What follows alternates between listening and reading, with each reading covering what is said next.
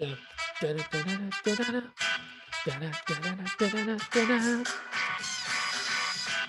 and welcome to another Woodshop podcast with Mike Coffey of Coffee Custom Builds, Daniel Dunlap of Daniel Dunlap Woodworks, Peter Kapar of Petey's Workshop.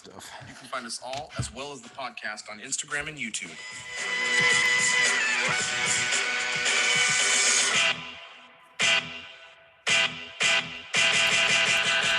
Welcome to episode 53 of another Woodshop podcast. And thank you for snapping into another Woodshop podcast. Snap into a podcast. If you missed the live, you missed another doozy. Thanks, John Grubb. Speaking of John Grubb, I don't know if you heard, but he's a patron of this show. And this week's episode is brought to you by all of our patrons. If you haven't heard about our Patreon, that's crazy because we talk about it at least 3 times an episode. But you should head over to patreon.com/another woodshop podcast and consider supporting the show. But if you don't want to support the show financially, you can always share the show, tell your friends about it, put us in your stories, make sure your grandma knows that we exist, and get her listening. She loves us. She doesn't miss out on really relevant talk such as Macho Man Randy Savage. She knew Macho Man Randy Savage when he was Macho Boy Randy Savage. Macho Boy. I think we have a show title. Strong open. All right. Macho Boy Randy Savage. Macho Boy. Well, I mean, we're kind of flying through the intro here, so why don't we do a topic? No, I'm just kidding. Let's go to what's on my bench. Daniel, what's on your bench? I'm currently working. Thank you for the pause, by the way, so I could put the sound effect in it. That was perfect. Did I pause? This is not our first episode. He was trying to think of what he was going to say. Yeah, I know. I was My trying to give brain him kudos. Works a little slower than your guys. Really. Hashtag Nebraska. I'm currently Hashtag working stroke. on my bench. I'm currently working on the basement build out that I've been talking about. I'm working on the lower cabinets for like the little mini bar I'm going to put in this basement. Nice. However, backing up a little bit, I finished up the cherry bed and delivered it. The client is ecstatic. That thing came out beautifully, I think. And I've had people hit me up left and right for plans for that thing. How's that delivery? Yeah, I'm so glad you're not, murdered. The delivery went well. Yeah. Delivery went well. Deliveries can be dangerous. How far is Lincoln? It was Lincoln? Lincoln, Nebraska. How far is that from you? It's 65 miles to the west. Wow. Of where I'm at. That's crazy. A whole hour. Well, Yep, and you, about an hour. but Max came with you, right? He did not. Max did not what want to the go. heck? Max was like, man, Pete's really out, bro. jamming his thumb in that. I'm out, bro. Did Paco come? No Paco? The cat. Imagine. Come on, Paco. Just going nuts in the car. Just doing laps. I'm pretty sure I would arrive with cat scratches like all over my face. What else did I do? I feel like I did a bunch of stuff, but maybe it was just the bed. You did a lot of stuff on that bed. I did a lot of stuff on the bed. The bed came out good. I'm really super proud of the bed. I think it came out really nice. Lacquer? Don't know her. Yeah, I sprayed it. Okay. Milk stout? Seems like you should have known what I was referencing. I feel like on a woodworking podcast. Yes. And you're talking about a bed. I feel like the correlation wasn't super difficult. Yeah, I sprayed it with lacquer. I sprayed it out my driveway. It was a beautiful week. It looks great. I don't know what else to say. It looked really good. Thank you. Yeah, honestly, like I said, if I was going to make a bed, that's kind of, you nailed the design that I would want to do. Nice and simple. I like that it was all breakdown too. Super easy to break down and put back together. Was it 6 lag bolts? 5. 5 bolts. One in each leg. The 5th one. And the 5th one is hidden in that center support. It was a show bolt. Didn't even need it. Like I said, I got people hitting me up for drawings or plans on that. So I actually have somebody working on that for me because I'm not good at that, making digital plans. I have chicken scratch sketches, but other than that, I have somebody else working on that. So in the future, if you want those plans, They might be coming. We'll see. Anyways, Mike, what is on your bench? It's been a hectic last few weeks, and this last week was pretty hectic too. But on the bench, it's been pretty busy. I mean, I've had I finished the bench I finished that redwood bench a couple weeks ago. That was supposed to get picked up last week by the customer, and then something happened, and now I'm delivering it tomorrow or something. So I need to get that you were thing supposed out. to deliver that like this past weekend. Yeah. I was. So the guy who I was coordinating things with, he, unbeknownst to my contact there, retired. So that he is like the remember when we went to go pick up the wood and we met the gal there and there was the guy there? Yeah. That guy retired and she was not aware he was retiring. And he's the guy that is like the groundskeeper and has all the info, everything. So yeah, he knows where everything needs to go. So he has she has no idea where this bench needs to go now, and they're trying to figure that out. So it's interesting. Yeah. So they're a very, very large company. It's the power utility for all of Sacramento. They clearly have everything together. So, that's great. NBD. Sacramento Power. What is it? Sac Pow for short? SPOW. Yeah. It's called SPOW. We called it here. SPOW. SMUD, Sacramento Municipal Utility District. Not much of a better name. SMUT. We call it SMUT. SMUT. Utility District. We got a weird speech impediment out here in California. And then I had a customer who's actually bought from my Etsy store 2 previous times.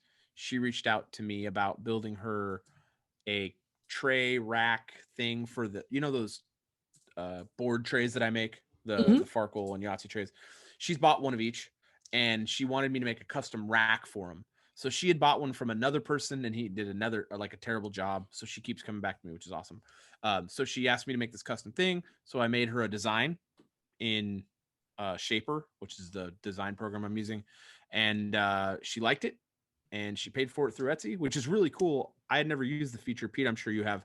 You can actually create a custom listing for a customer. Like Etsy clearly reads your conversation.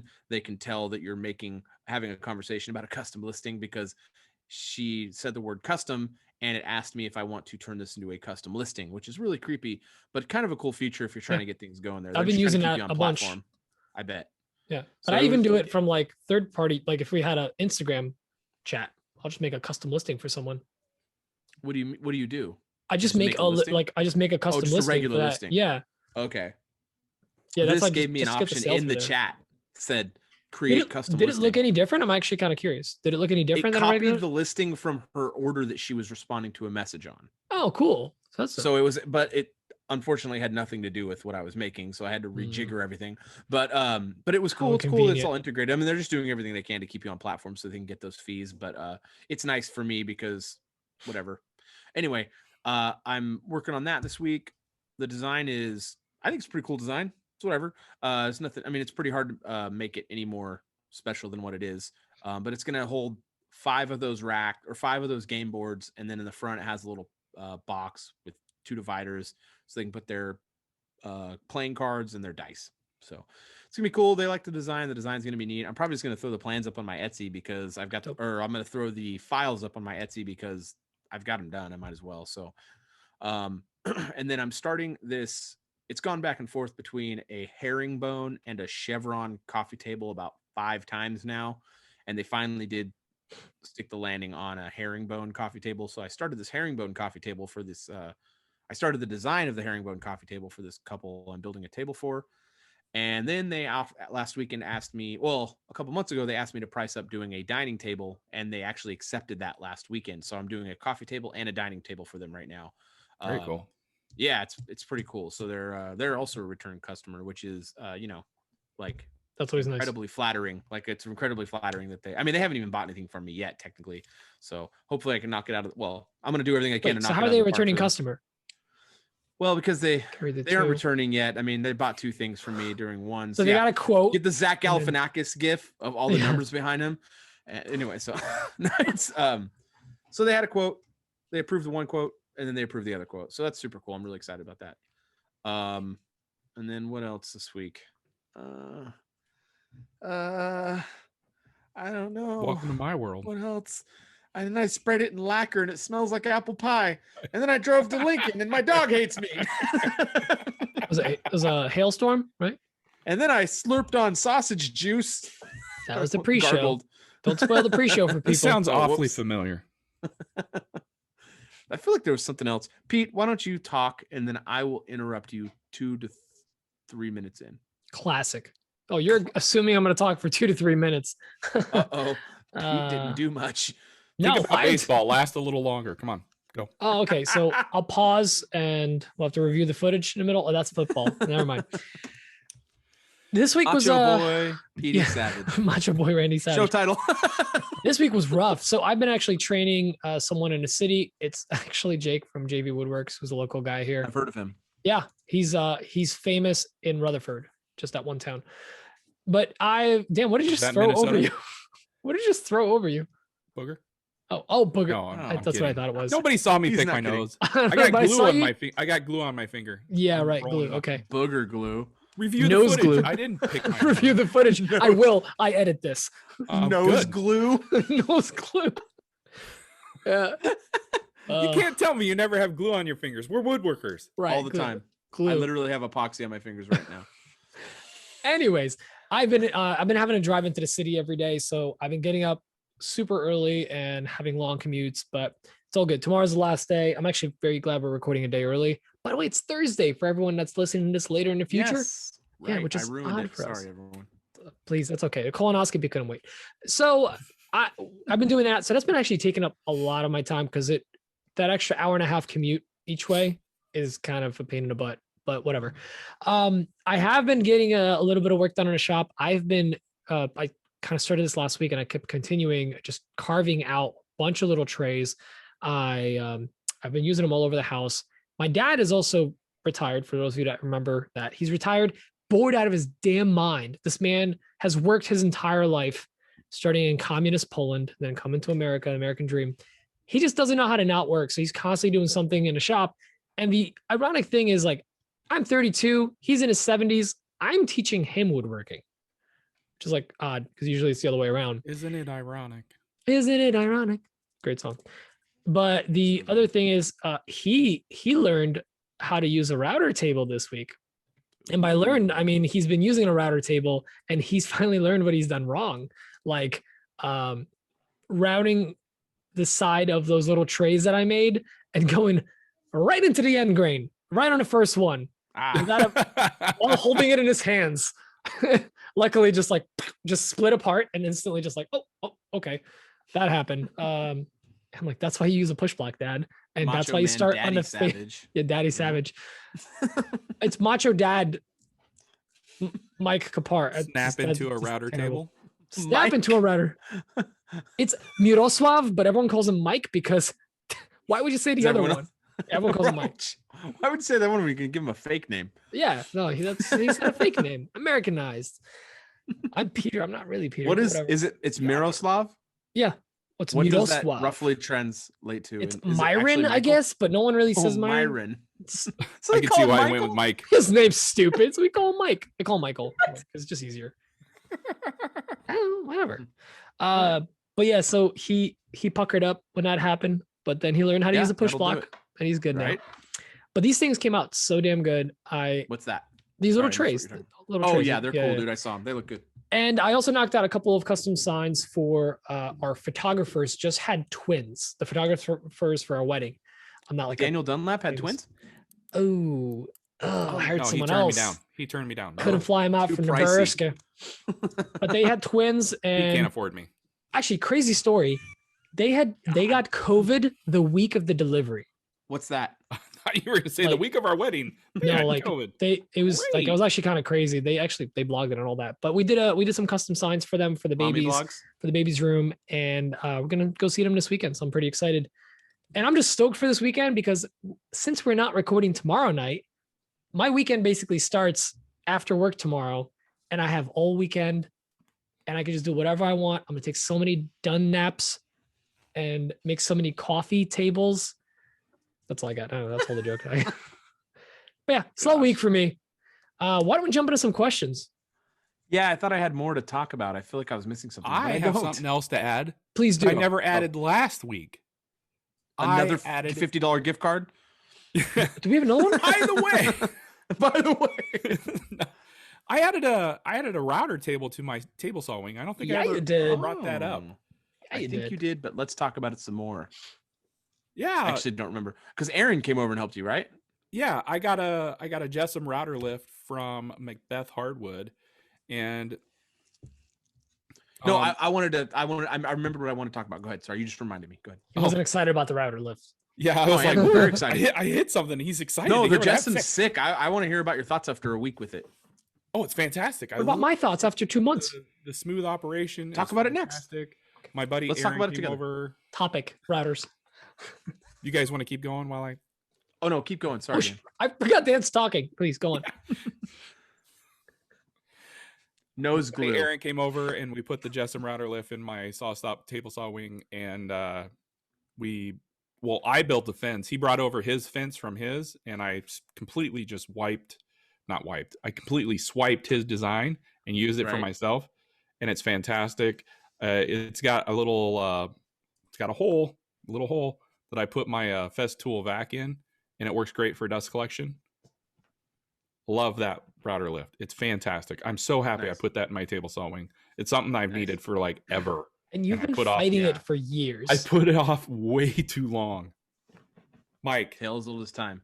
what did you remember? Tell us. Well, I mean, following up on that router lift, I do love that router lift. It is so nice. It works Yeah. so damn good. nice. Like it's so smooth, and I just love it's that so thing. But, fast to swap. do we have the stuff same out router of it. lift? Is it the Not Jessam sponsored. Master Lift 2? Master Lift 2. Yeah, we all have Yeah. the same one, I think. So yours is the black plate. Mine's silver. I think I have the Oh, you have the router lift one. yeah, Right. because I have a Porter cable routers, so I think that it fit that one. It didn't fit the It bigger fits boy. this one. It fits in the Does it? master. Oh, then I yeah. just cheaped out and got the cheaper one, which is still But I think it's a really good incredible. lift still. Yeah, Yeah, I don't. It's the only difference is instead of a whatever your top is, it's the phenolic top. That's the only difference. I think yours is plastic. Don't get it Wow. warm. You know what I mean? wow. No, It's not a dig. I'm just saying that's the only difference. I think I know. yours is plastic top instead of I love phenolic top. Just being able to like move it, Pretty it moves up and down so smoothly. I just move it Mhm. with one finger all the time. Yep. Yeah. Yeah. you Also, I know. just dropped a short about that on my YouTube. So you should check that out. Made a And then we're thumbnail. not sponsored this week, and we weren't sponsored by Jessam. We just all like that tool. But I am excited about this finish I found, and I'm not sponsored by them. I've been talking to these guys about it all week. They're tired of hearing it. Dan Oh, yeah. actually bought some. I Yes, found this. I could have brought product. that up. Yeah, they're my neighbors, called- and Mike just stole them. We find out that Pete is right close to this place, but it's called Target Coatings. They have a lot of water-based products. They have a water-based lacquer, which I sprayed on a few things last weekend or the weekend before. Must have been last weekend. And it sprays like a dream. It is so forgiving. I love it. And it's waterborne. So, and it has very, very low VOC. It has almost no smell, and it's a satin. It looks so nice on the walnut. And I ordered their conversion varnish. And then after I sprayed the lacquer, I was so excited about it. I reached out to them and I tried to learn more about their products. So I've ordered their exterior urethane, their regular polyurethane. Well, they just call it urethane, but it's a polyurethane, but it's all water-based. And then I'm getting some samples of their high build, which is a lacquer. It does not yellow. That's the difference between the high build and the traditional lacquer is it won't yellow over time. So it's a non-yellowing product. So anyway, I'm just really excited about that. And I'm just trying to up my spraying game right now. I got that Fuji from Fuji, who I partnered with. But Great cameras. I bought the best cameras. I mean, I like when you hear that click when you're like resetting to the next picture. It's so that's a disposable camera. Is that what they do? Dan? What year is Help me this? out here. You're older than I am. So I got the Fuji, the Q5, and that thing's absolutely incredible. But I got the bottom feed gun, but I bought the gravity feed gun so I can have one for water, one for oil.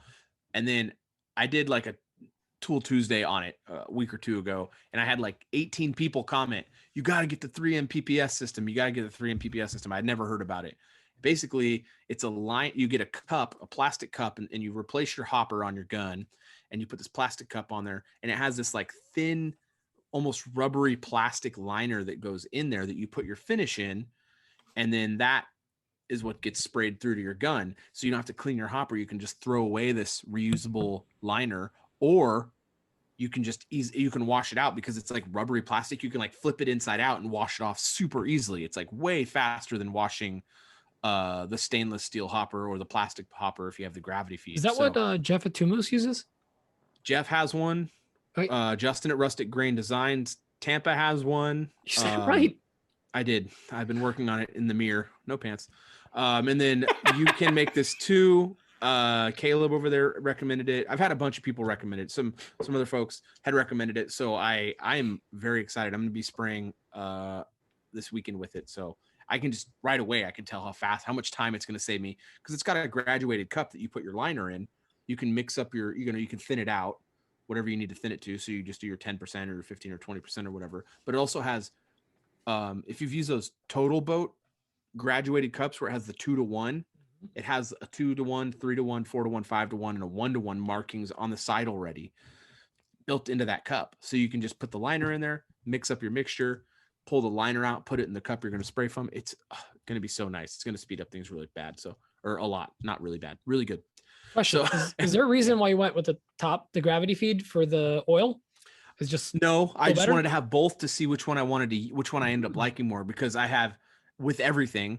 I had like when I was looking when I was deciding which gun I wanted to get. I went to all the people who I know that spray. Half of them said they love the bottom feed. Half of them said they love the gravity feed. So I was like, I'm just going to end up with both anyway. So I just wanted to buy one of each. Bottoms. It all depends, I guess. Yeah. It's all perspective, you know. I don't remember you asking me which one I got. I 100% did ask you which one you got. Hey, Dan, which one did you have? The M series. Yes, I did ask you which one you had. Did. You had the gravity feed M series, you jerk. Now I remember. It's all coming back.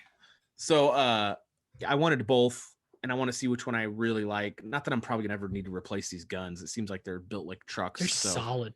Yeah, they're solid stainless steel, and they're really nice. So I don't know. I'm just really excited to up my spray game. Obviously, I'm still going to use like hand rub wax finishes on things a lot. But for production tables and stuff, when I'm trying to get stuff for clients, I mean, I'm going to be spraying as much as I can.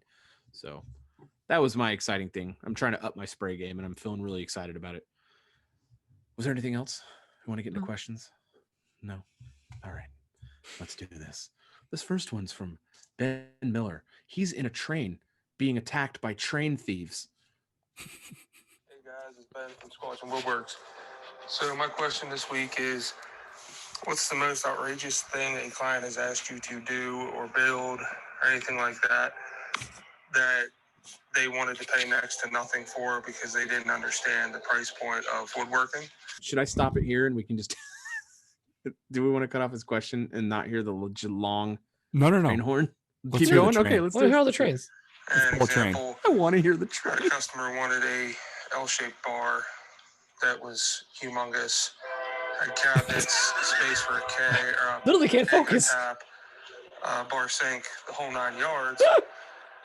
But then got disgusted with the quote because they were thinking of $700 instead of $2,700. So just wondering what your guys' stories were, if you've had anybody like that you've had to deal with. Thanks. I literally had to focus on the question to hear it. Me too. That's why I was full disclosure. Pre-show, all we heard was train. Dan, have you ever been attacked by a train? I once had a customer ask me if I'd build them a train set out of wood, and they wanted to pay $5. And I said, "Look, you're crazy." I wish I had an air horn right now that I could just be like when you're answering. Total morning radio show. Well, yeah, I've had people like reach out and say, "Oh, I'd love to have this bench. I seen it at Target for like $150," and I'll be like, "Cool, I'll do it for like $1,000." And they're like, "But I can get it at Target for $150," and I'm like, "Yes, you can. Go to Target." Yeah, because I can't match Target. Right. You know, these places are doing volume. They're doing stuff on volume. Like I'm not, and not a hard one-off stuff. And they're making it out of, particle board. Fiberglass. I'm going to make it out of solid walnut. You're going to give it to your 80s. grandkids when you die. Right. So Yeah, I've had that. I think we've all had that. Mike, tell me about your story. Yeah, I mean, many times. I mean, one that comes to mind right now is I had some people reach out to me. They wanted a river table. Yeah. I'm sorry. No, it's good. They wanted a river table, and I was apprehensive, but I was like, oh, Pete, don't. It's not even on the Oh, same like smoke level. alarm. They wanted a river table, and I was, I don't want to really do a river table, but I was like, you know what? I'm trying to get the table business going, so I'm gonna give them the real price. So they wanted a coffee table. It was going to be 6 feet long, a big coffee table. It was going to be 3.5 feet wide, big. Jeez, for a coffee table?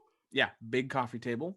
And it was like $1,400 in epoxy that I got quoted for what I needed for the volume, I mean, they didn't understand how much. I don't think they understand how much any of this work costs. But so I explained to them, I was like, hey, the slabs are going to be, $500 for the slabs.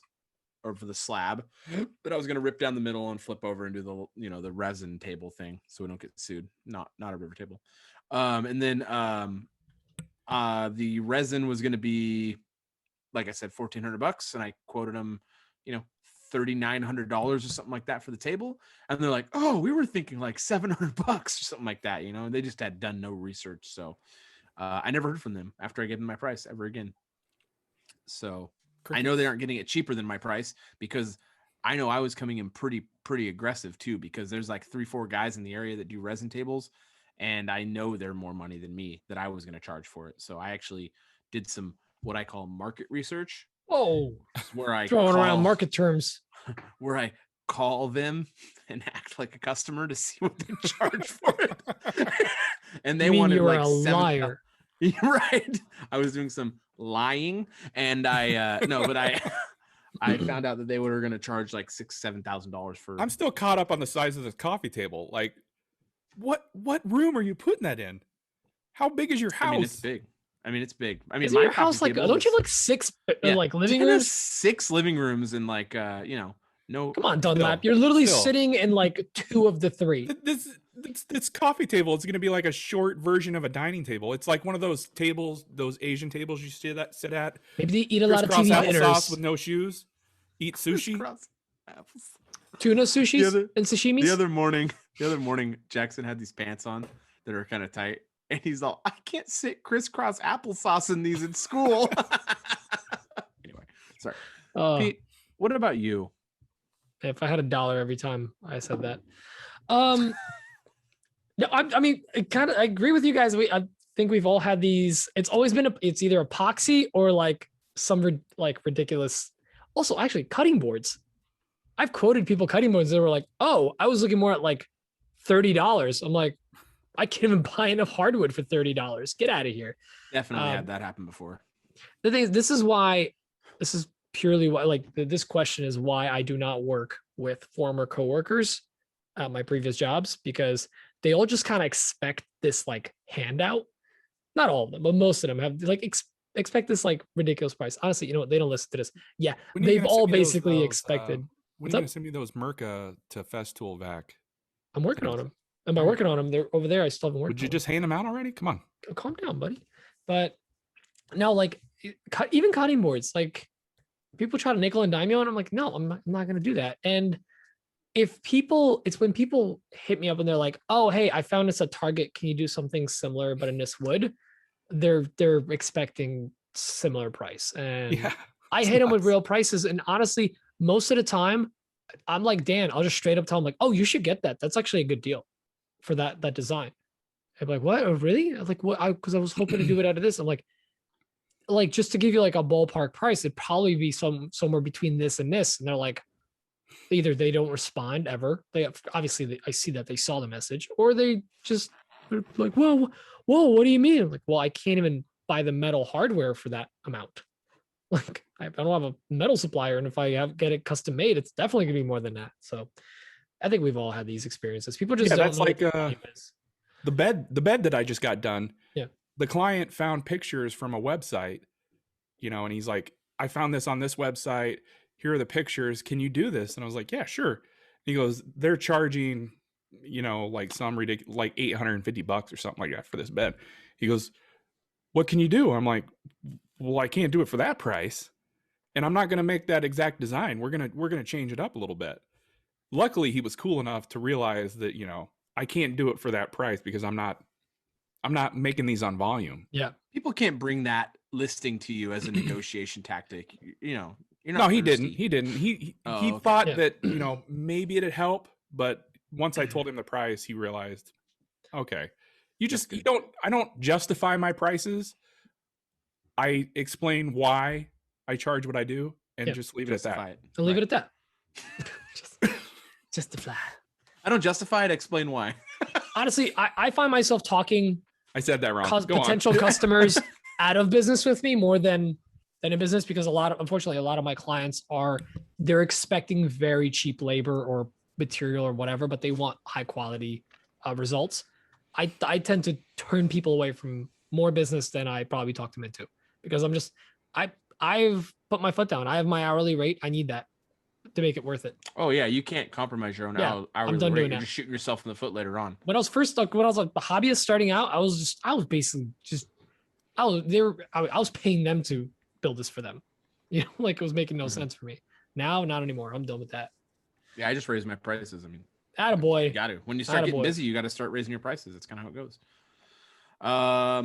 This next question is from Braden Lord.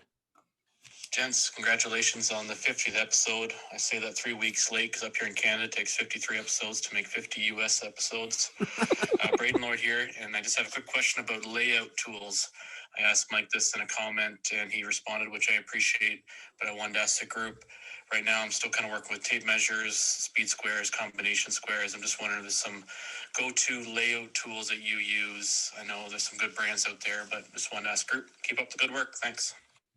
Pete, So do you have any layout tools? yeah, obviously squares. I actually use drafting, like clear plastic drafting squares for certain things. When I'm laying out things, I have them in different random sizes. They're also like original from my school. But then a nice small square. Is that code for theft? No, I mean, like I've had them when I was, in borrowing. like I was using it while I was in school. Yes. And then kept them in my bag when I left. Somebody gets me when weird. you go to a hotel. Yeah. It's like, that pillows are free.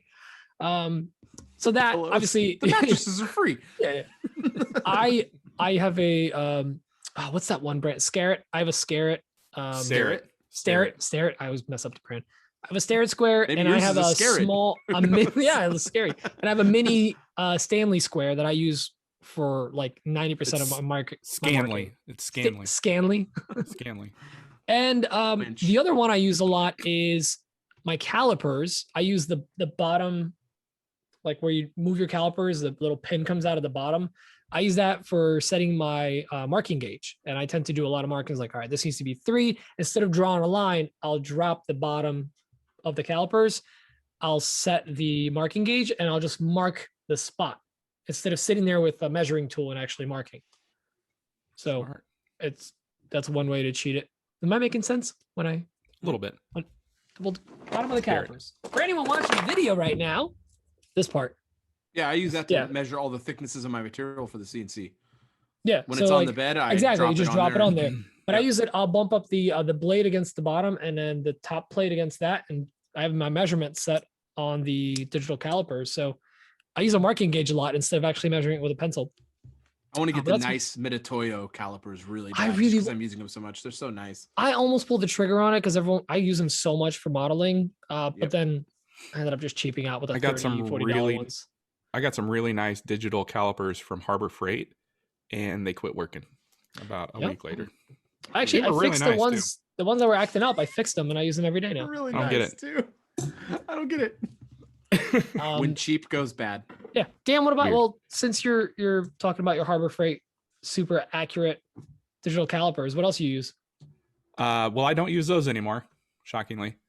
I have a plethora. Now I've got a Menards pair. You watch it. I have a plethora of squares. I have an addiction to buying squares, I think. I have 4 double squares. I got some of those eye gauging ones off of Amazon. They're actually really good.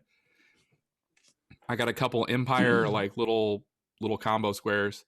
I got a Capro magnetic 12-inch combo square. I got several 12-inch combo squares. I got Speed squares galore. I got Empire. I got Johnson. I got Milwaukee. I have a thing for squares, so I have a whole lot of squares to do all my marking up, and I have some marking gauges, and I have a plethora of things. No calipers though. I should probably get more calipers. Why? You don't always need until them. you get your CNC. I'm gonna have a CNC sooner or later. That's why I said until you get your CNC. Yeah. Although I use them Hopefully I use them for milling a lot. Yeah, I do too. Running through the planer just to line up my material and thickness. I'm not set on like one brand though. I have a whole smorgasbord. I think they're not even asking about brand. Cornucopia. It's like what tools do you use? Because you're I right. have a Like the brand, cornucopia of squares. the brand really doesn't matter. I mean, there's there's the red, the blue, the gray, whatever the random colors. What but was that? There's a website where you can buy blemished squares. If someone would throw it to me, I can give you my answers. all right. Well, I think we got all Mike. the answers, Dan. I don't think Mike. Mike's gonna add So- anything new. what do you have No, to if- add to this, Mike? Yeah, Mike, what's up? if you go to taytools.com, they have a blemished and seconds tab on their website. How do you spell that? TAYTOOLS.com. They're on Instagram as well. It's actually, the account is pretty great. They carry a lot of great stuff. But they have the blemish section. They have Peck, which is ridiculously nice squares, like super high, and like a combination square, like the 6-inch combination square I have is like $300 and $400. Are those as good as the Scarrets? They're not quite on the level with the Scarrets or the Tetemboyos. No, they're very good. I have 2 of those pecks. I have 3 pecks. I have a 6-inch combination. I got 2 pecs. I have a 6-inch combination. I have a 6-inch double square, and then I have a 12-inch combination square from them, and they're fantastic. Like the blemished ones, they don't have anything wrong with their function. They just have like a nick on them, a blemish somewhere on them. They're just blemished. So they don't affect the function at all. If they do affect the function, they recast them. They melt them down and turn them into something else. That's cool. And then I have, I really like to support JT over at DFM just because he's a maker in the business, in the world, in the maker world, and he's got his. I've got every single tool he Does he offers. go through a site, or he just does everything through Amazon? You can go to dfmtools.com, or you can go to Amazon, and he runs, like, if you follow his account, he'll run like random sales. Like you can get goodie boxes. Like he'll run a box like with blems for like $30, and you get like 4 random tools. It's a killer deal. He does it every once in a while. I've done it a couple of times, and I think I gave him away last time. But they're really cool. I like him a lot. I like what he's doing over there. They're really nice stuff. I have the 6-inch. I have a 6-inch carpenter square. Which is basically a speed square. I have 3-inch speed square. And then I have his height gauge, and I have a couple of his card scrapers. He's got, anyway, but for markup stuff, that's really good stuff over there. I really like his stuff. And then I have some woodpecker things. There's feelings back and forth on woodpeckers. I don't necessarily drink the woodpecker Kool-Aid so much. I think they have a lot of very specific tools for very specific things. And then there's always the argument about them being made of aluminum. So, you can get the stainless steel ones. I have their saddle squares, which are legitimately very amazing tools to have. Those saddle squares are really nice to have. I have the set of those, and then I have their little 3-inch, and then I have their like mini squares. So then I have a whole bunch of their stuff. I did buy some. Oh, I bought their 36-inch straight edge, so I can set up my jointer, and That it's would just be good really to have. nice. Yeah, it's nice to have a straight edge, and definitely don't need a woodpecker's one because that thing was not cheap. There's other ones actually on Tay Tools website that are not aluminum and they're straight edges, so they're probably going to be more durable. But I don't break out my straight edge very often. It's really just for setting up my joiner. And like I said, it's a 36-inch straight line. And one argument you could use is for like setting up cuts, but I have a track saw, so I don't need it. So I usually almost essentially just for my that jointer. track is basically a straight edge. It is, Or Or right? it should be. It should be, yeah. So anyway, that's what I've got. Just kind of pile of things that I keep. I made that tool wall a few months back now. I don't know, a couple months back. And I've got my hand tool wall up. That's pretty much, I don't see why I'd need much else in terms of markup. And like Dan said, I do have a marking gauge. I have the metal ones, and then I have the wood ones that I got from Bob over at Mass Woodworks. Those things are awesome. I love that marking gauge. And I'm trying to make myself use my marking knives more instead of pencils on when I'm using my squares. I'm trying to make myself do that lately. I had a good marking knife, but it fell on the ground and the tip got bent, and now it's not so great.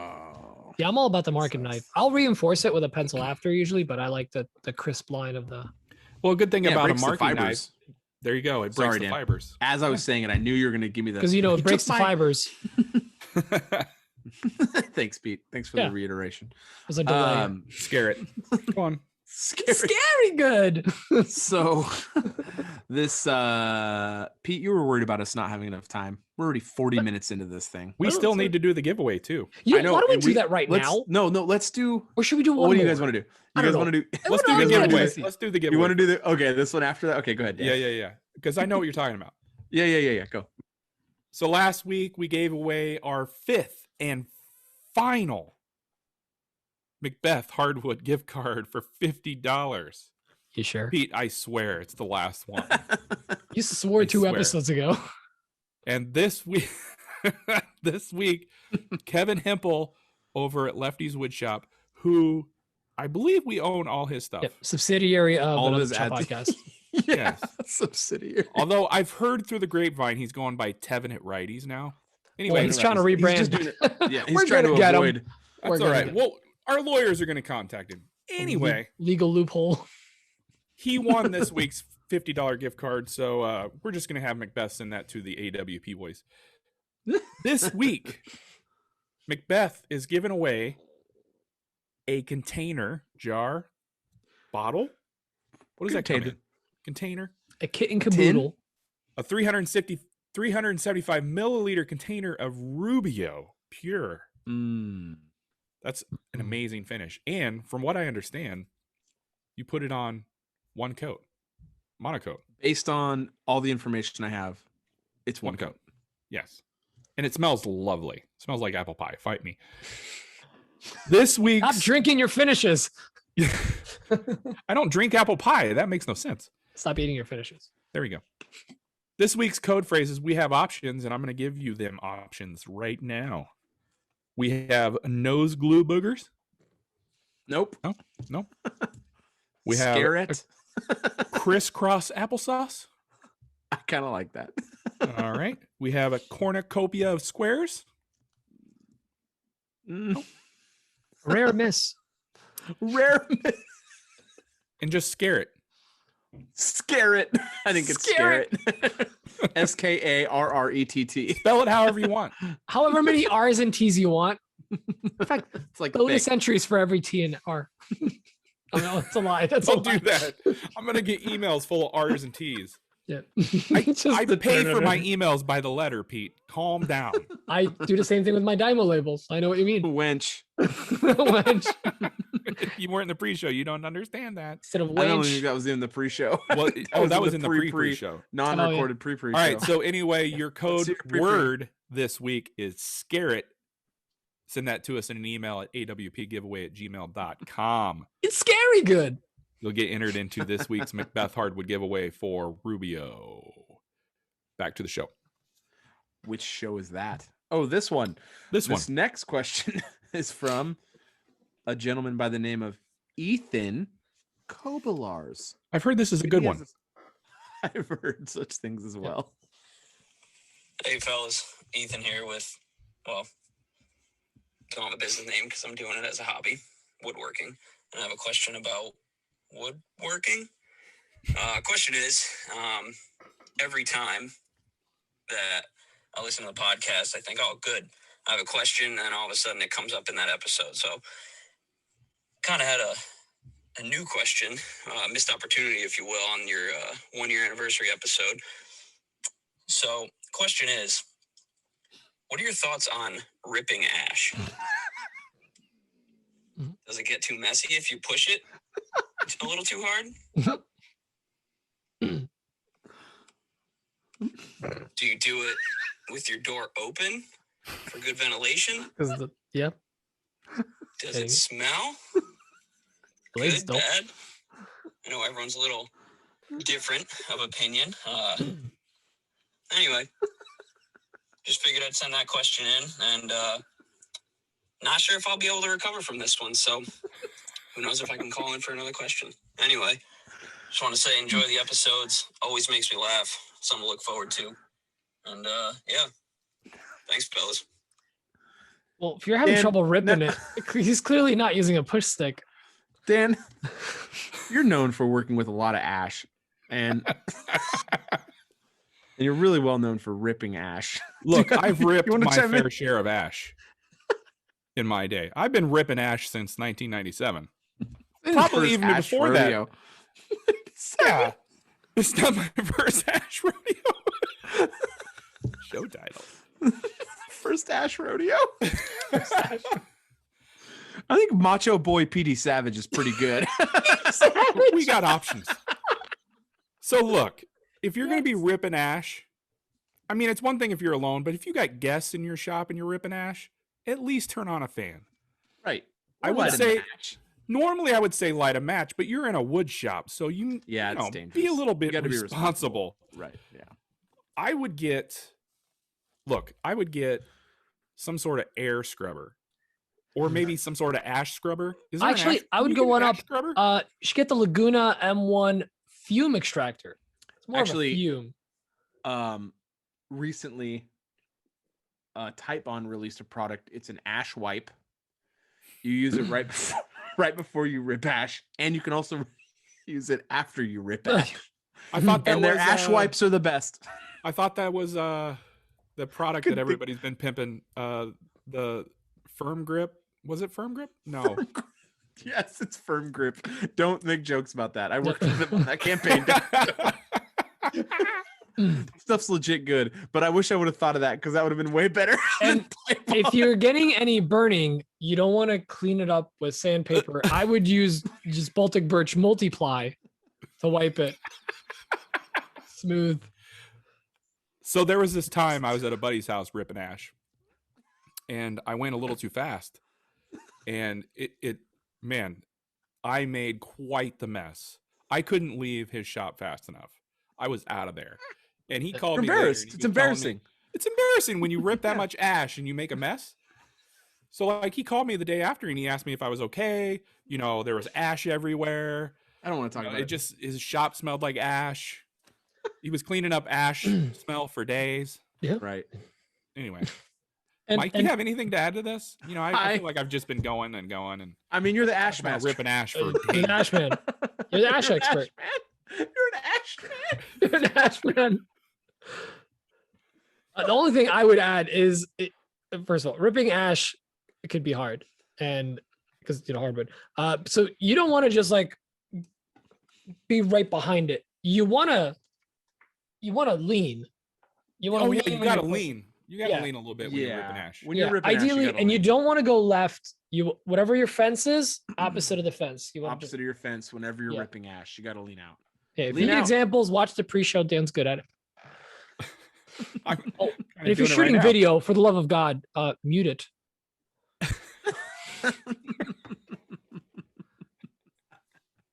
Definitely don't go to 24 minutes and 17 seconds of episode 49. I love that you remember. I'd actually you have that that's on. the time. I can't remember. I wish I that needs to be a show title one day when like something embarrassing happens. The show title is just a timestamp. We'll timestamp the low point of the episode every the time lowest from point. now on. So it's just awkward silence of us just like. So yeah, the low point is this. 50 where minutes. Are we at? Yeah. Good question. Great also, question. Ethan. I said this in a pre-show when we were pre-listening to everyone that listened to that. That's how you do it. Oh yeah, that was a long, professional call-in. Just shy of awkward, but like long enough for a laugh, and like just long enough for us to laugh again at the same thing because it's awkward and quiet.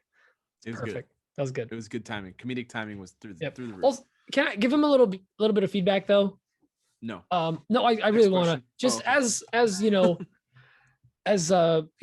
more seasoned woodworkers. I would say maybe don't have a business name because I'm doing it as a hobby. Woodworking LLC is a bit of a run-on name.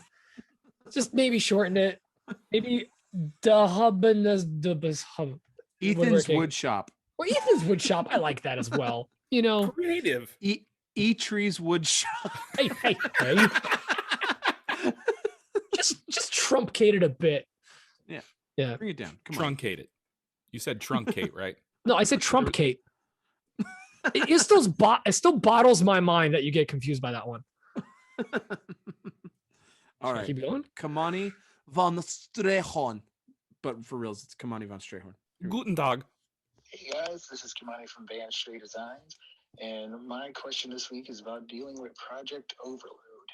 So last week was probably one of the busiest weeks I've had.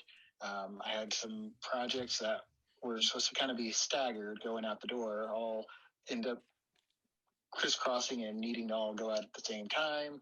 And while that was happening, I had a couple of other projects all come in and, get deposits for, which as soon as I get a deposit, mentally I start thinking that the clock starts ticking on getting that project done. So needless to say, there was a lot of late nights and a lot of work over the weekend that just meant I wasn't spending time with my family, and I was just exhausted every night. And I just kind of hit that wall where I'm planning on finishing the last couple of projects I need to do and just taking a few days off out of the garage, just kind of recharge. But as a small business, there's only so many days you can take off before you have to kind of get back to work. So just, how do you deal with hitting that wall or just being overloaded with projects while, also balancing out family time? Just, looking for some other perspective from people who've been doing it longer.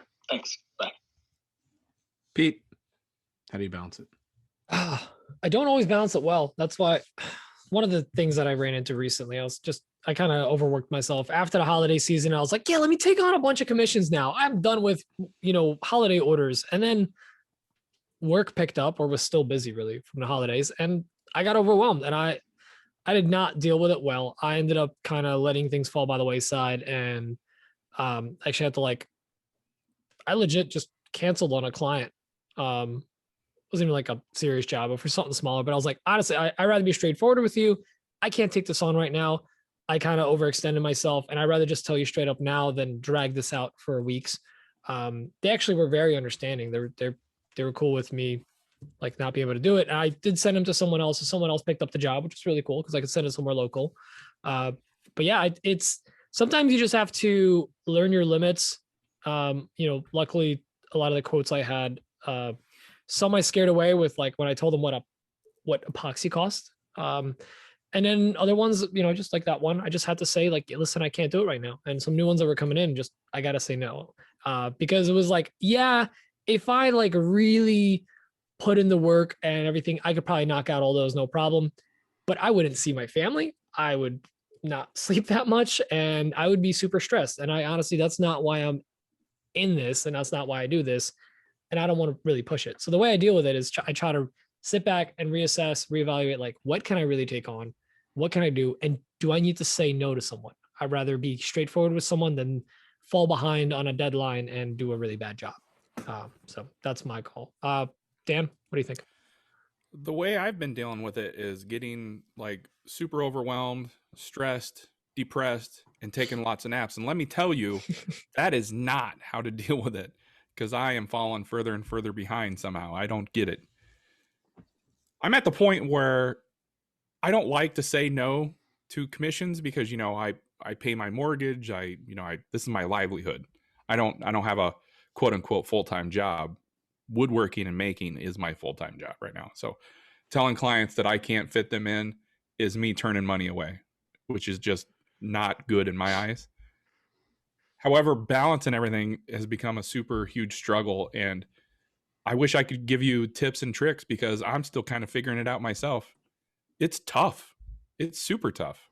And I can imagine having to do this and balance a full-time job. Maybe Mike has tricks because I certainly don't.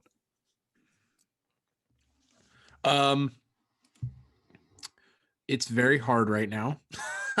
I'm really getting to the point where I'm worried about another customer saying yes to a quote, and I'm almost certain they're going to say yes to a quote. So It's tough.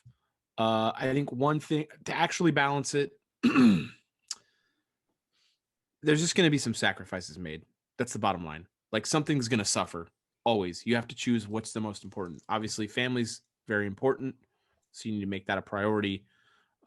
Sometimes sleep will be the thing that suffers, and a lot of times doing things with other people is the thing that's going to suffer. But something is going to suffer. You can't do it all.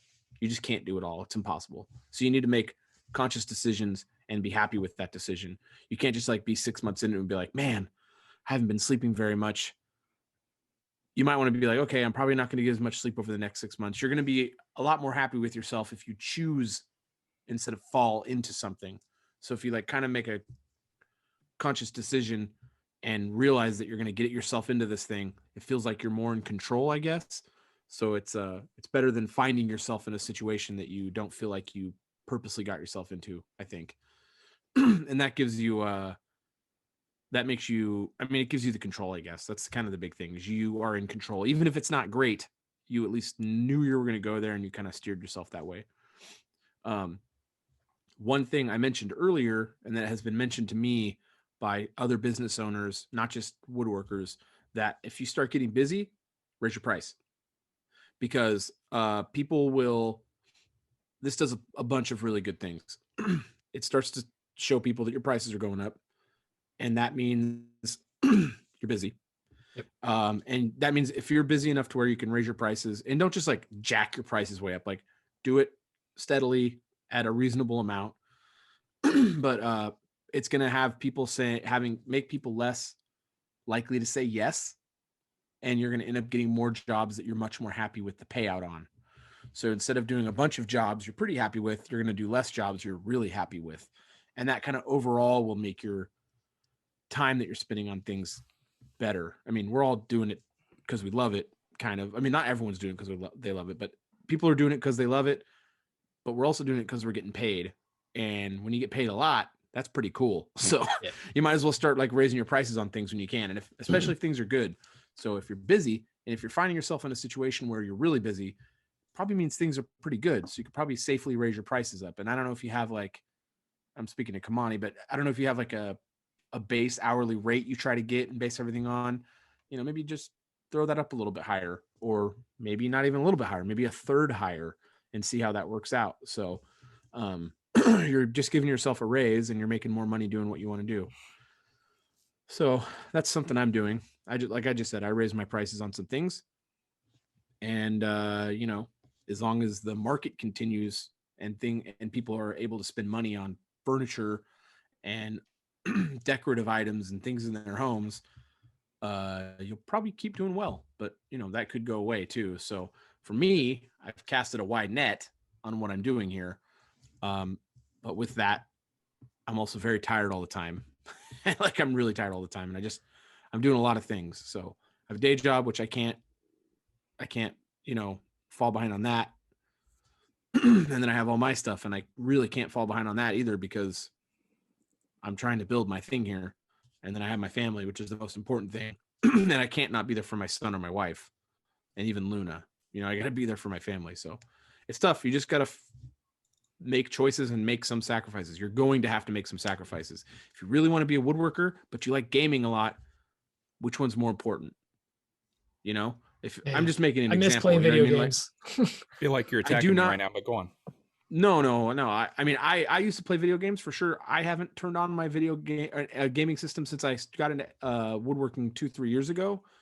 I just happen to like this more, and I need to devote as much time to it as I can. I can't afford to spend any time on that. Now, Dan doesn't have another job on top of it. Dan's doing woodworking full time, so he does afford that. Dan's already did the switch. He's already gone through all this stuff, so he's in a different place. That's true. But if you're like, if eventually there's going to be a time where I won't have another job. I'll have woodworking and I'll be able to put more time into my woodworking, obviously, but I won't have this other thing that's pulling me in another direction. And it's a completely different direction. And I'll be able to have basically working 16 hours a day right now. Plus. Oh, I work more than that. And I mean, I get up at 6. I'm working at 7. I'm done at 5. I have family time until 7 or 8. I go back in the shop till at least 11, usually midnight. That's my day. I literally don't do anything but work in the shop, work my job, and make content. That's all I do all day long. And I'm exhausted. I'm so tired all the time. I'm so tired. I've developed a twitch in my left eye, and it's been here for 3.5 weeks. I know it really ticked that off, but I can't get this freaking twitch to go away. And I know it's because I'm exhausted. Dan's got one of those too, or was it something else in your eye? I got this time. That stings. Yeah. So, exhaustion is a real thing. My son is part of the reason we're not doing the podcast on Friday. We're doing it this week is because my wife and I, my son is going to my in-laws tomorrow night. We're going to go to a date. We're going to have a nice date. We get to come home. We can go to bed whenever we want. I don't have to stay up late doing the podcast. And then I get to sleep in the next morning. I don't have to have my most favorite little guy in the world come and wake me up at 6:15 in the morning, hit me in the face, trying to wake me up. I get to just sleep in till as late as I want. And I'm going to get up. I'm going to go pick up my son, and I'm going to go bring him home. And I'm going straight to Macbeth to go pick up wood to get working in the shop all weekend. And then I have my cousin coming over, and me and him are working all Sunday. He's coming here for like 12 hours on Sunday. So I literally work every single day, at least 16 to 18 hours a day, at least every single day. And that's just what it costs. And I'm fortunate enough, and so is Dan and Pete, that our shops are connected to our homes. Yep. The prospect imagine going offsite. Holy yeah, the prospect of having my shop not at home sounds horrible to me. Yeah, really horrible to me. Like I don't thought about want that. I need a bigger shop. I need to grow, but I don't know if I can handle going somewhere else. Offsite. Think of how many times we quickly jump in there for like a quick little thing. Man. Literally all the time. Yeah. I mean, it's all day. It's my flow, and I'm used to it. And the idea of having to add like a 10-minute, it's going to keep me from going in there as much, and that's going to mess things up. So I have to I have to figure that out. I have that big project you guys know about coming up. I don't have the space for that job. I have to get creative now. I have to buy like one of those carports just to do that job for behind my shop. Harbor Freight, the carport, the 10 by 20. Literally, we're talking about it. Yeah. Yeah. I mean, I'm literally going to go pick that up this weekend, and that's going to be my spray booth / the spot where I build this huge table. So, I don't want to rent a space. Yeah. I mean, the overhead isn't so bad. I can actually find a place fairly close to me for a decent price because it's not super expensive for commercial space here. Leaving the house constantly. I don't want to leave the house. Yeah. And then the 2 months it's going to take me to reset a shop up. Oh God. Forget it. God, sounds like a nightmare. So anyway, that's a long way to answer that, Kimani, but you'll figure out what works for you. I mean, you got to look back, like step back, look at the situation, and evaluate whether, like Mike said, raise your price or say no, or just whatever. I try not to say no. I try to give them a really high price so that if they do say yes, yeah. I mean, try not to, I really don't want to say no. But also raise price and set a realistic timeline too. Well, raise your price. You set a realistic timeline for that as well. You're not going to just raise the price, but then something you physically can't do.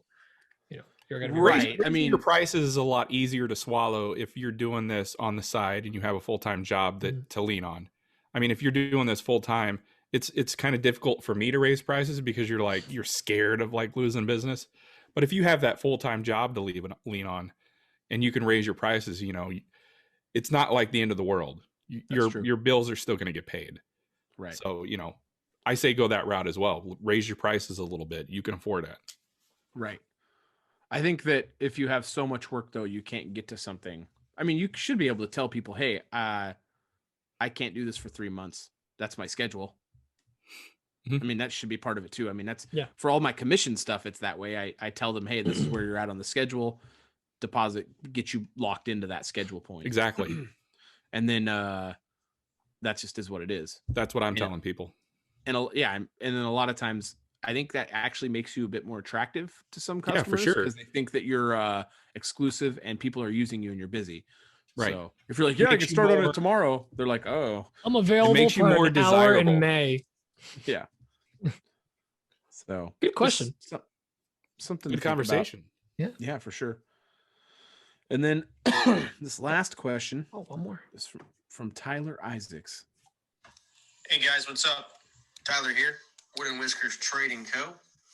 My question this week for the pod is around temperatures, more specifically resin storage temperatures and your shop temperature for pouring. So I was curious, do you like to pour in a certain temperature range in your shop? I know you guys have heaters Do you like to keep it at a certain temperature range when you pour? Have you ever had your epoxy crystallize because it gets too cold? Just kind of wanted your thoughts on temperatures around epoxy storage and epoxy pouring. Thanks, guys. Dan? I don't do enough epoxy work that this has ever been a problem. I will say that I try to keep my shop at 50 degrees or better, or higher. But yeah, I don't know if I can answer this. I don't do enough epoxy pouring. I use epoxy to fill little knot holes and stuff every now and then. Stuff that's too big to fill with like a CA glue, like a Star Bond. You know, Star Bond's for smaller stuff, you know, and then you go up a little bit, and that's all I use epoxy stuff for. Pete? Yeah, my shop, the lowest it really drops is like 40s. And that's if I haven't heated that shop in a while and it's like dead of winter. Because it is an attached shop and there's rooms above and then there's rooms on the other two walls. So only a wall and a door are exposed. I now also have like a really good heater that I can just run for 30 minutes and like have a warm shop. And as far as temperatures go, I usually try to be in the 60s or higher if possible. The last pour I did, I ended up just kind of cranking it up. I think I had it like 68 in the shop. Yeah, and you then, did that big pour for that sign. Yeah, and that's what I kept it at. I've reached out to Total Boat. They recommend like room temperature if you can, but if you can't, at least in 60s is like ideal or higher.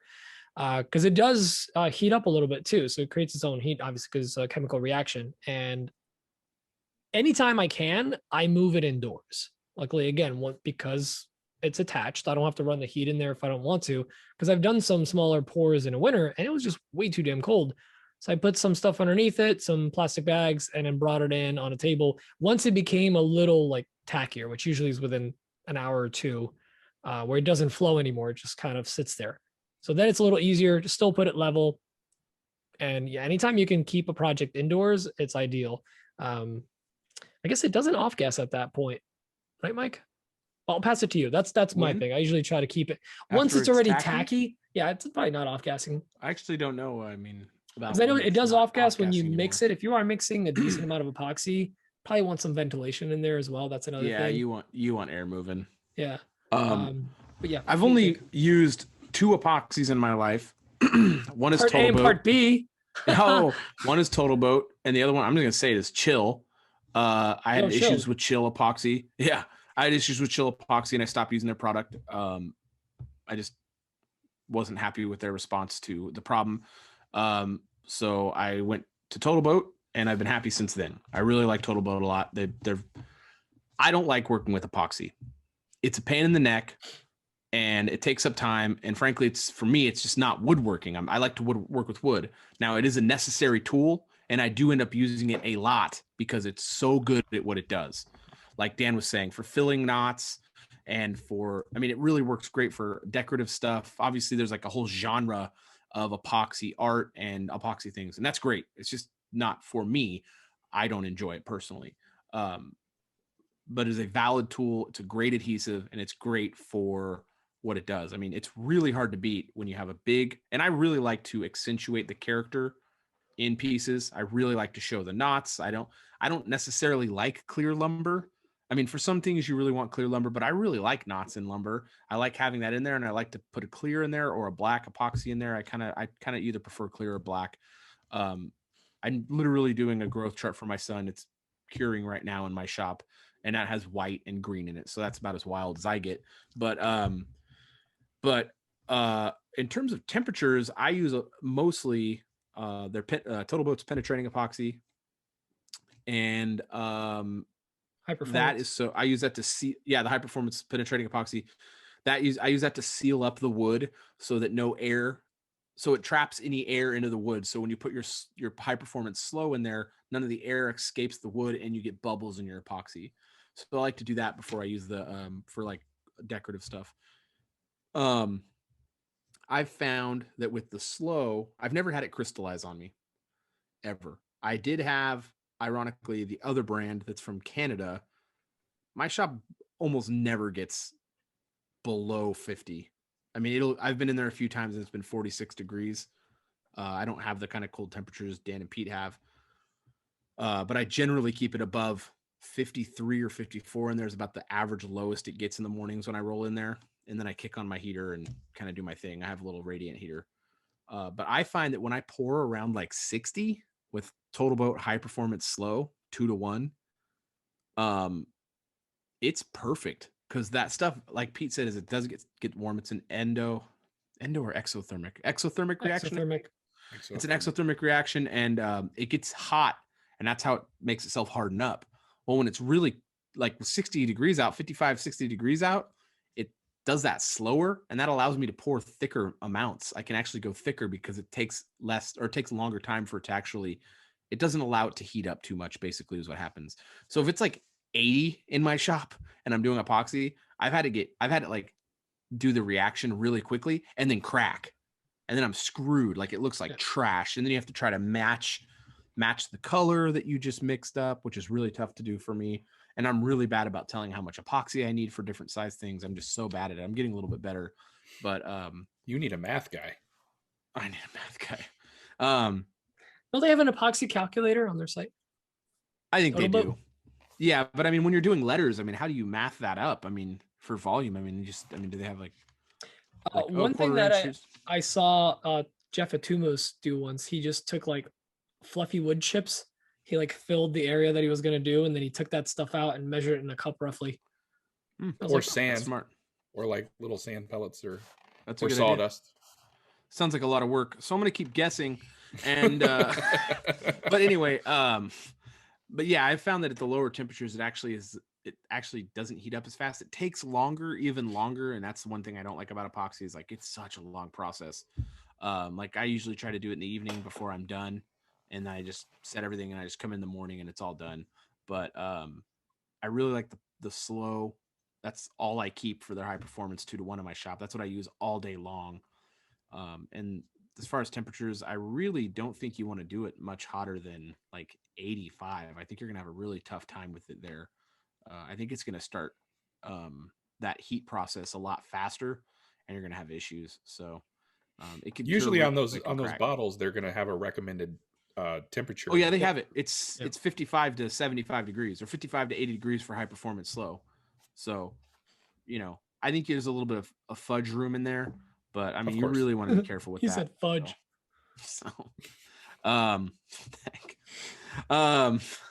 it's been a while since Macho boy Petey Savage. Yeah. So, I mean, I'm not an expert. I don't think Pete's an expert. I don't think Dan's. However, if you use code TB Coffee on totalboat.com, you get 15% off. What? Yeah. 15? Fun fact. 15, yeah, 15, not 50. I know, Dan gets mad if you sound like another number. 15% off your first time using the code. Anyway, yeah, that's the show. Is this long enough, Pete? Do you want to jam something else in here so no one complains? I think we're good. Fine. You know what? Let's just. I think we're good. A short 118's not long. Another 118, another shorty.